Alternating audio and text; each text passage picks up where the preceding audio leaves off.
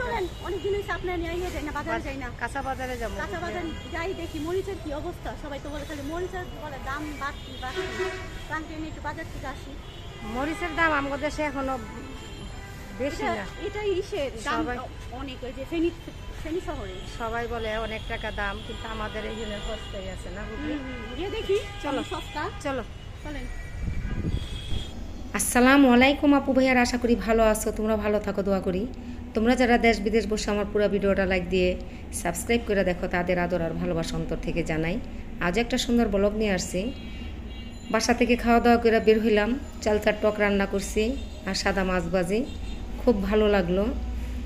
তো বুবলির সাথে যাচ্ছি বাজারে, বলতেছে আন্টি কাঁচামরিচ কিনবো, ও দাম জিজ্ঞাসা করতে যাব। তো যাই, পুরো ভিডিওটি দেখো, ভালো লাগলে অবশ্যই আপুকে একটা লাইক দিবা, সাবস্ক্রাইব করবা।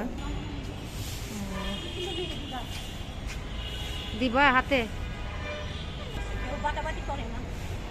চলো।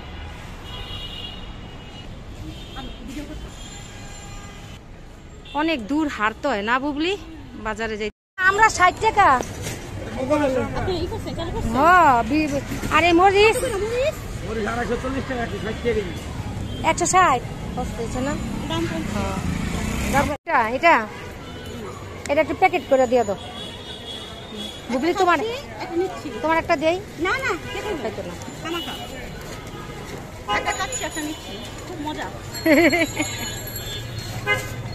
প্যাকেট করে দাও।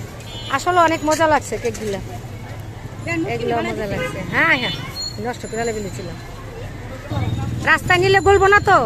হইলো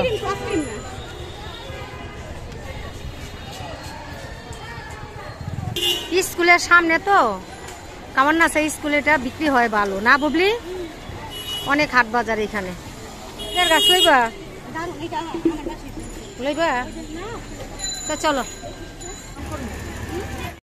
যে খাইবা 20 টাকা, অনেক সুন্দর খাবার। এটা খাওয়াই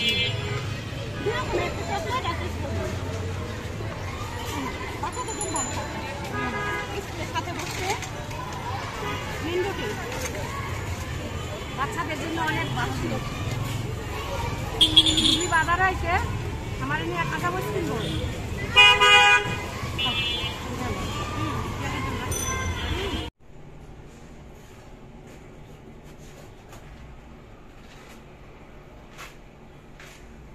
জাম্বুরা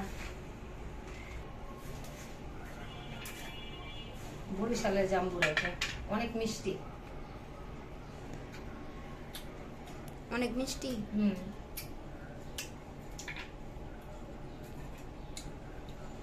ভর্তা বানাবো এটা দিয়ে,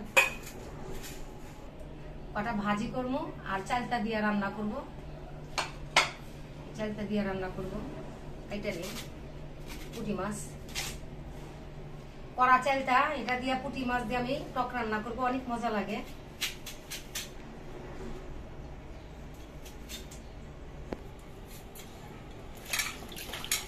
এভাবে কেটে নিলাম, পুঁটি মাছ দিয়ে শুধু টক রান্না করবো। রান্না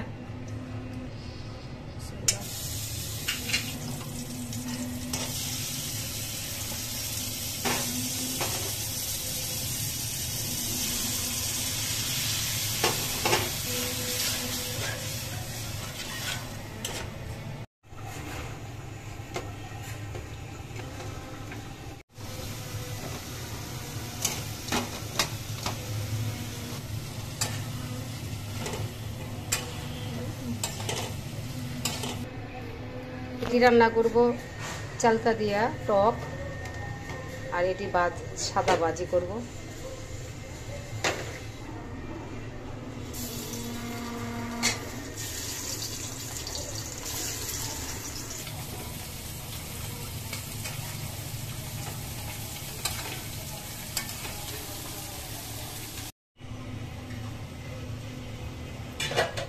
আমরা খাট্টা বলি, খাট্টাটা হয়ে গেছে। চালতা দিয়া টক রান্না করলাম, মাছটি ভাইজা, আর এটি পিয়াল অনেক পছন্দ করে, একটু ডাইকা দিলেই হয়ে যাইব বলক আসলে।